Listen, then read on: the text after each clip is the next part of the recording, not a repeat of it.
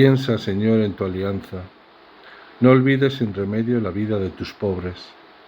Levántate, oh Dios, defiende tu causa. No olvides las voces de los que acuden a ti. Salmo 73. Bienvenidos, hermanas y hermanos, a esta nueva emisión de su programa Crecer Juntos aquí en Radio Anglicana. Habíamos comenzado la semana pasada en el programa anterior con el profeta Amós a hacer un pequeño estudio al que llamamos el profeta de la justicia social, y les pedía para esta semana que se prepararan eso del capítulo 7, esos 7 versículos del 10 al 17, en el que vamos a ir viendo un poco esos elementos del texto hasta donde debe ir. Vamos a ver hasta dónde llegamos. Pues bien, vamos a ello, no perdamos más tiempo.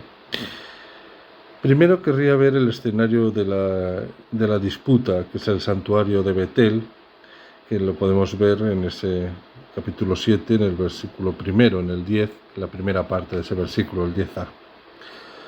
Pues bien, el santuario de Betel era un templo de regambre. El término Betel significa en hebreo casa de Dios y fue importante en la época patriarcal.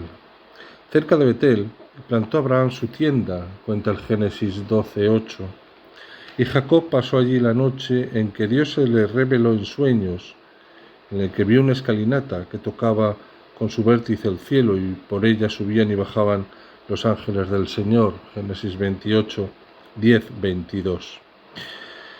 La importancia religiosa de Betel fue manipulada políticamente, no es nada nuevo. El primer rey de Israel fue Jeroboam I, entre los años 932 y 911 a.C.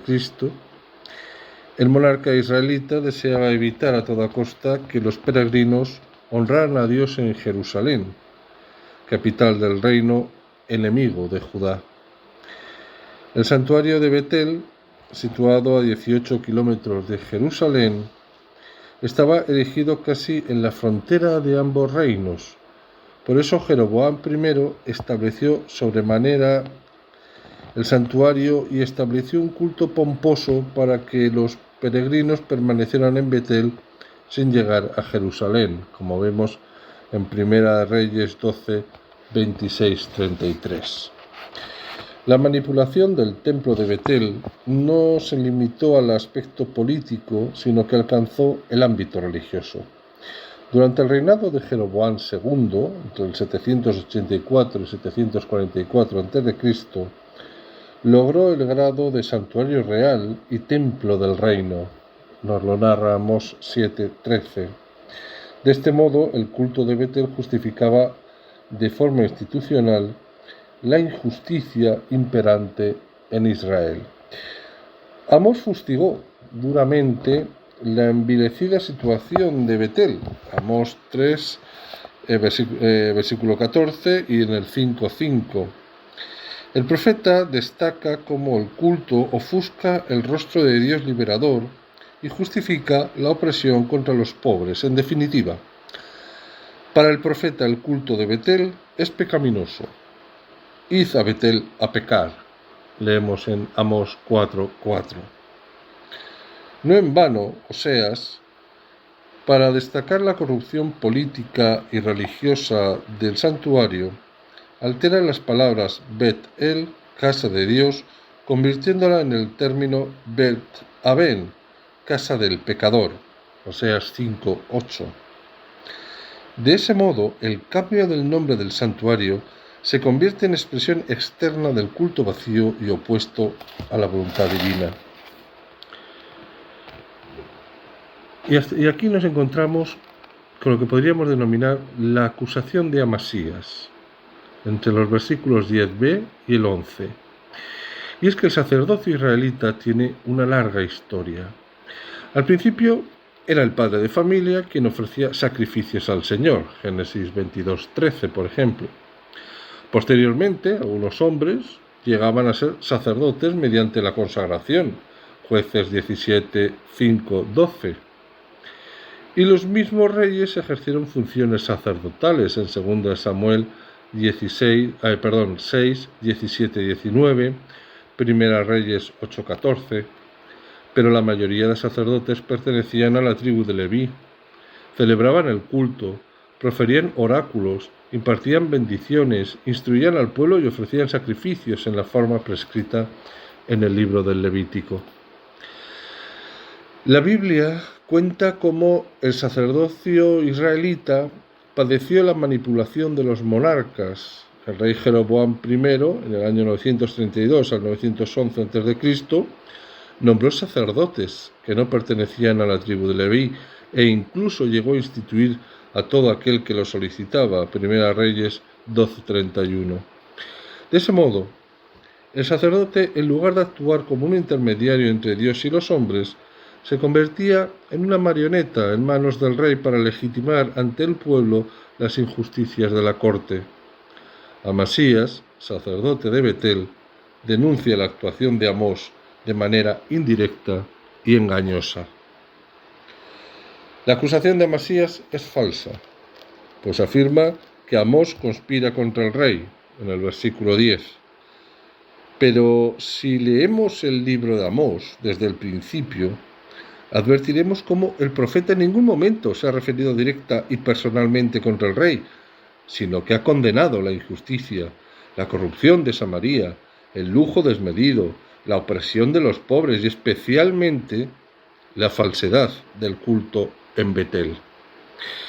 Amós condena globalmente la sociedad opulenta y el culto que lo sostiene. En segundo motivo, resalta la falsedad de la denuncia. El país no puede ya soportar todas sus palabras.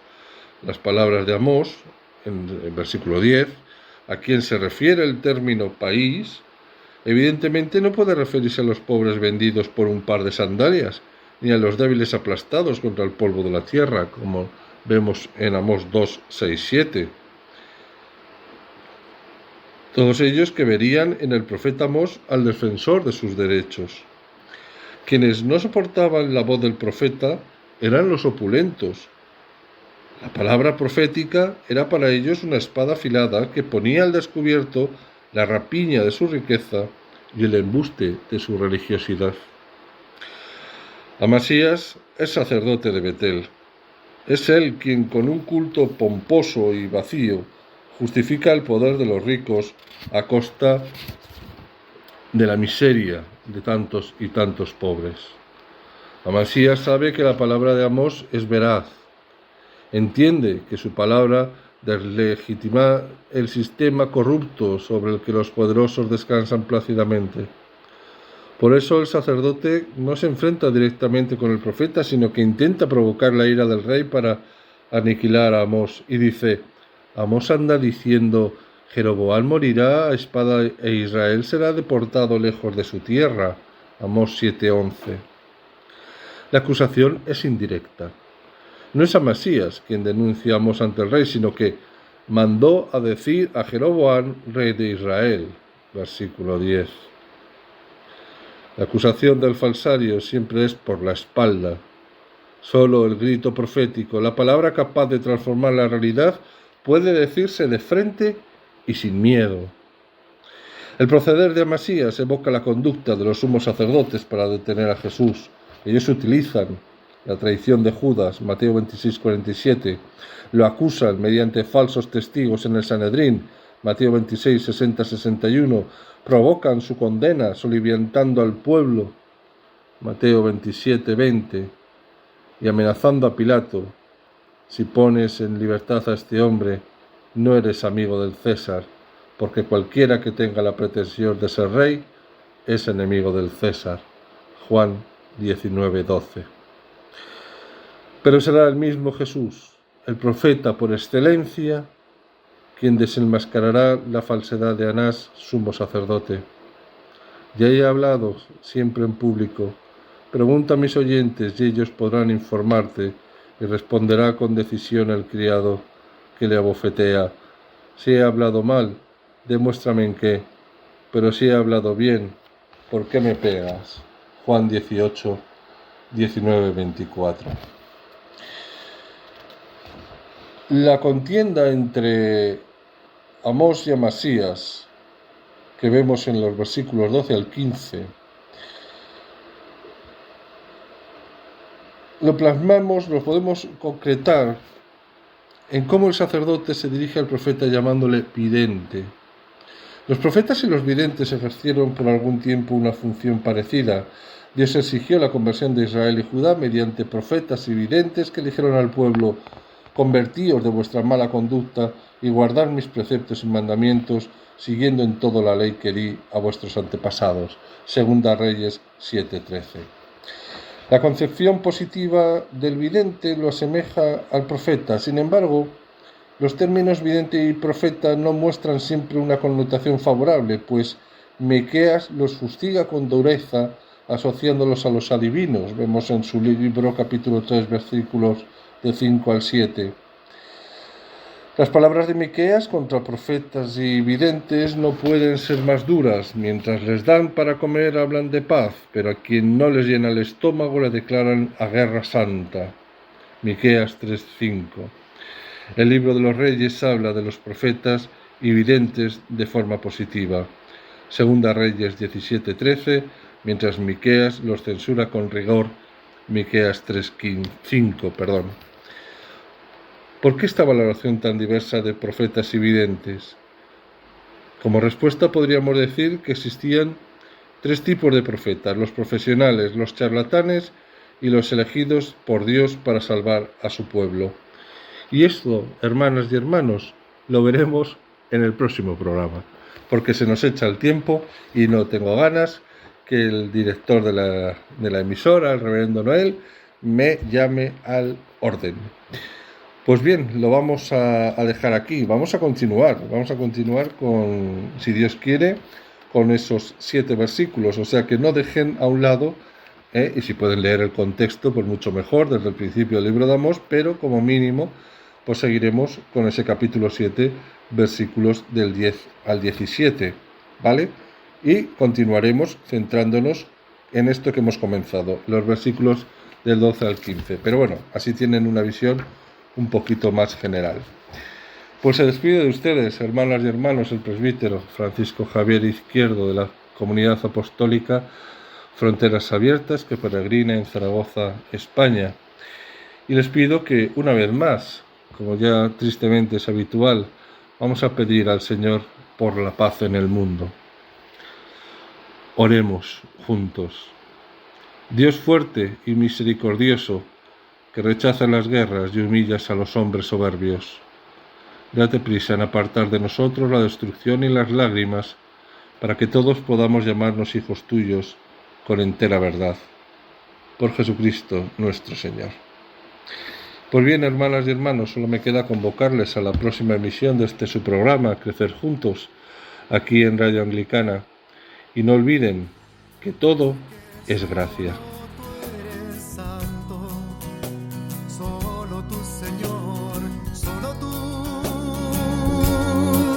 Altísimo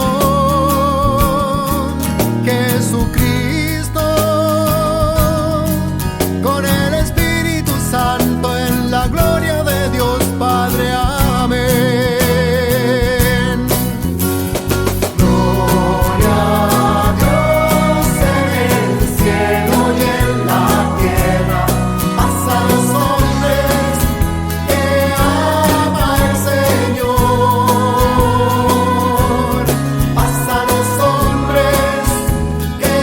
Usted está en sintonía de Radio Anglicana, transmitiendo vía internet en www.radioanglicana.es. También puede escucharnos en su dispositivo móvil, descargando nuestra aplicación para Android e iOS.